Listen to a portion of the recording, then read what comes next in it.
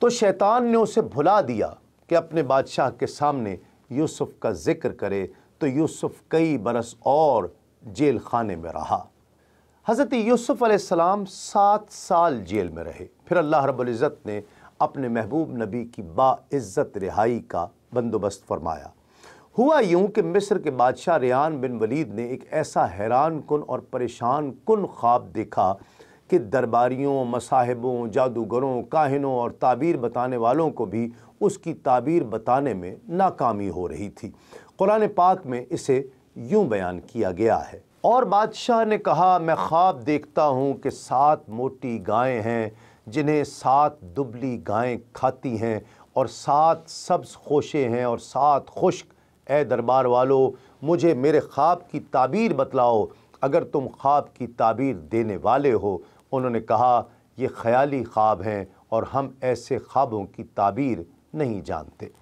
उस वक्त दरबार में वो शाही साकी भी मौजूद था। उसे जेल में कैद हज़रत यूसुफ अलैहिस्सलाम उस वक्त याद आ गए। उसने बादशाह से कहा कि अगर मुझे जेल खाना जाने की इजाज़त इनायत फरमा दें तो मैं इस ख्वाब की ताबीर आपको ला दूँगा। बादशाह ने उसे इजाज़त दे दी। तो वह हज़रत यूसुफ अलैहिस्सलाम के पास आया।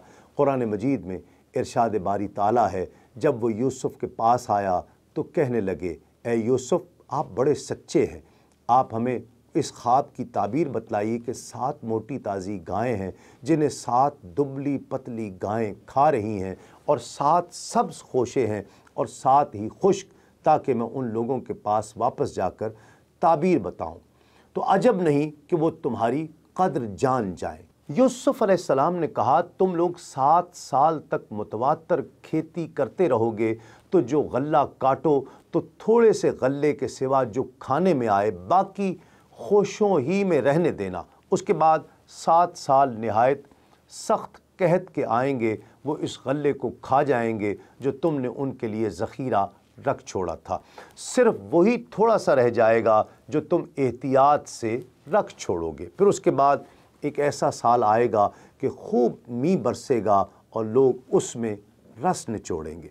तफसीर मदारिक में है कि साकी जब हज़रत यूसुफ अलैहिस्सलाम से ये ताबीर सुनकर वापस हुआ और बादशाह की खिदमत में जाकर ताबीर बयान की, बादशाह को ये ताबीर बहुत पसंद आई और उसे यकीन हुआ कि जैसा हज़रत यूसुफ अलैहिस्सलाम ने फरमाया है ज़रूर वैसा ही होगा। बादशाह को शौक़ पैदा हुआ कि उस ख्वाब की ताबीर ख़ुद हज़रत यूसुफ अलैहिस्सलाम की ज़ुबान मुबारक से सुने। चुनांचे उसने हुक्म दिया कि हज़रत यूसुफ अलैहिस्सलाम को मेरे पास ले आओ ताकि मैं उन्हें देखूं, क्योंकि उन्होंने ख्वाब की बहुत अच्छी ताबीर बयान की है। जब कासिद हज़रत यूसुफ अलैहिस्सलाम के पास आया और बादशाह का पैगाम अर्ज़ किया तो आपने फरमाया, अपने बादशाह की तरफ लौट जाओ और उससे दरख्वास्त करो कि पहले उन औरतों के मामले की तफ्तीश करे जिन्होंने अपने हाथ काटे थे। बेशक मेरा रब उनके मक्र जानता है। यह आप अलैहिस्सलाम ने इसलिए फरमाया ताकि बादशाह के सामने आपकी बरात और बेगुनाही ज़ाहिर हो जाए और उसे ये मालूम हो कि ये लंबी क़ैद बिला वजह हुई, ताकि आइंदा हासिदों को इल्ज़ाम लगाने का मौका न मिले। जब कासिद हज़रत यूसुफ अलैहिस्सलाम के पास से पैगाम लेकर बादशाह की खिदमत में पहुंचा तो बादशाह ने पैगाम सुनकर हाथ काट लेने वाली औरतों को जमा किया और उनके साथ अजीज़ मिस्र की औरत को भी बुला लिया। फिर बादशाह ने उनसे कहा, ए औरतों, अपने सही हालात मुझे बताओ कि क्या हुआ था जब तुमने हज़रत यूसुफ अलैहिस्सलाम का दिल लुभाना चाहा। क्या तुमने उनकी जानिब से अपनी तरफ कोई मैलान पाया?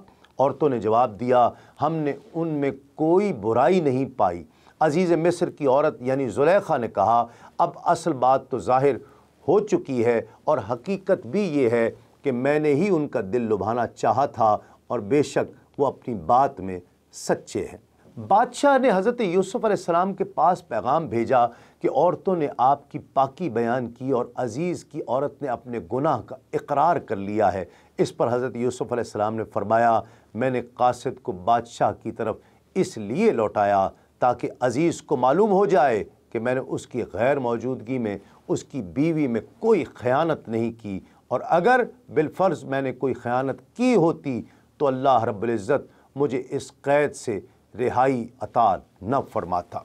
जब बादशाह को हज़रत यूसुफ अलैहिस्सलाम के इल्म व दयानत का हाल मालूम हुआ और उसे आप अलैहिस्सलाम के حسن صبر، حسن ادب، قید خانے والوں کے ساتھ احسان، مشقتوں اور تکلیفوں پر ثابت قدمی کا پتہ چلا تو اس کے دل میں آپ علیہ السلام کی بہت عظمت پیدا ہوئی، اور اس نے کہا حضرت یوسف علیہ السلام کو میرے پاس لاؤ تاکہ میں انہیں اپنے لیے منتخب کر لوں۔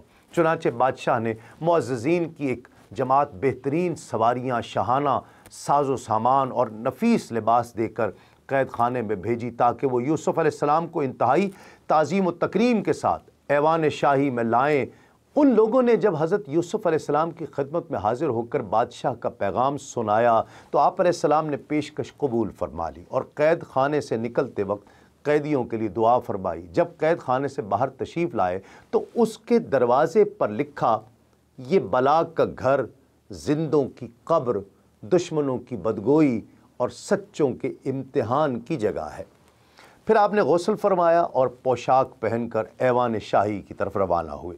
جب قلعے کے دروازے پر پہنچے تو فرمایا، میرا رب مجھے کافی ہے، میرا رب مجھے کافی ہے، اس کی پناہ بڑی اور اس کی ثنا برتر ہے اور اس کے سوا کوئی معبود نہیں۔ پھر قلعے میں داخل ہوئے اور جب بادشاہ کے سامنے پہنچے تو یہ دعا کی، یا رب آجل میں تیرے فضل سے بادشاہ کی بھلائی طلب کرتا ہوں اور اس کی اور دوسروں کی برائی سے تیری پناہ چاہتا ہوں۔ جب بادشاہ سے نظر ملی تو آپ علیہ السلام نے عربی میں سلام فرمایا۔ بادشاہ نے دریافت کیا، یہ کون سی زبان ہے؟ آپ علیہ السلام نے فرمایا، یہ میرے چچا حضرت اسماعیل علیہ السلام کی زبان ہے۔ پھر حضرت یوسف علیہ السلام نے بادشاہ کے سامنے عبرانی زبان میں دعا کی تو اس نے دریافت کیا، یہ کون سی زبان ہے؟ حضرت یوسف علیہ السلام نے فرمایا، یہ میرے والد محترم کی زبان ہے۔ بادشاہ یہ دونوں زبانیں سمجھ نہیں سکا، حالانکہ وہ 70 زبانیں جانتا تھا۔ پھر اس نے جس زبان میں حضرت یوسف علیہ السلام سے گفتگو کی تو آپ علیہ السلام نے اسی زبان میں بادشاہ کو جواب دیا۔ اس وقت حضرت یوسف علیہ السلام کی عمر مبارک 30 برس تھی۔ اس عمر میں علوم کی ایسی وسعت دیکھ کر بادشاہ کو بہت حیرت ہوئی اور اس نے آپ علیہ السلام کو اپنے برابر جگہ دے کر بٹھایا۔ بادشاہ نے حضرت یوسف علیہ السلام سے درخواست کی کہ آپ علیہ السلام اس کے خواب کی تعبیر اپنی زبان مبارک سے سنائیں۔ حضرت یوسف علیہ السلام نے اس خواب کی پوری تفصیل بھی سنا دی کہ اس طرح سے اس نے خواب دیکھا تھا۔ حالانکہ حضرت یوسف علیہ السلام سے یہ خواب اس سے پہلے تفصیل سے بیان نہیں کیا گیا تھا۔ اس پر بادشاہ کو بہت تعجب ہوا اور وہ کہنے لگا کہ آپ نے تو میرا خواب جیسے میں نے دیکھا تھا ویسے ہی بیان فرما دیا۔ خواب کا عجیب ہونا تو اپنی جگہ، لیکن آپ کا اس طرح بیان فرما دینا اس سے بھی زیادہ عجیب تر ہے۔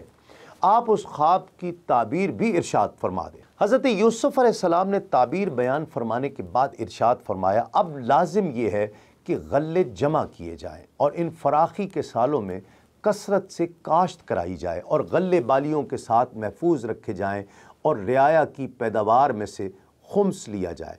اس سے جو جمع ہوگا وہ مصر اور اس کے اطراف کے باشندوں کے لیے کافی ہوگا، اور پھر خلق خدا ہر طرف سے تیرے پاس غلہ خریدنے آئے گی اور تیرے یہاں اتنے خزانے اور مال جمع ہو جائیں گے جو تجھ سے پہلوں کے لیے جمع نہیں ہوئے۔ بادشاہ نے کہا، یہ انتظام کون کرے گا؟ تو حضرت یوسف علیہ السلام نے فرمایا، مجھے زمین کے خزانوں پر کر دے، بے شک میں حفاظت والا، علم والا ہوں۔ شاہ مصر کے خواب کے مطابق شروع کے 7 سال خوشحالی کے تھے۔ آپ نے بہترین حکمت عملی اختیار کرتے ہوئے 3 اہم کام کیے: اناج کی پیداوار میں بڑے پیمانے پر اضافہ، بنجر زمینوں پر کاشت کا خصوصی انتظام، اناج کے استعمال میں احتیاط اور کفایت شعاری۔ اناج کی زیادہ سے زیادہ ذخیرہ اندوزی۔ خوشحالی کے دنوں میں آپ نے ایک وقت کھانے کا حکم فرمایا اور خود بھی اس پر سختی سے عمل پیرا ہوئے۔ 1 سال بعد بادشاہ نے حضرت یوسف علیہ السلام کو بلا کر آپ علیہ السلام کی تاج پوشی کی، تلوار اور مہر آپ علیہ السلام کے سامنے پیش کی۔ آپ علیہ السلام کو جواہرات لگے ہوئے سونے کے تخت پر تخت نشین کیا، اپنا ملک آپ علیہ السلام کے سپرد کیا۔ قطفیر یعنی عزیز مصر کو معزول کر کے آپ علیہ السلام کو اس کی جگہ والی بنایا اور تمام خزانے آپ علیہ السلام کے حوالے کر دیے۔ سلطنت کے تمام امور آپ علیہ السلام کے ہاتھ میں دے دیے گئے اور خود اس طرح فرما بردار ہو گیا کہ آپ علیہ السلام کی رائے میں دخل تک نہ دیتا اور آپ علیہ السلام کے ہر حکم کو مانتا۔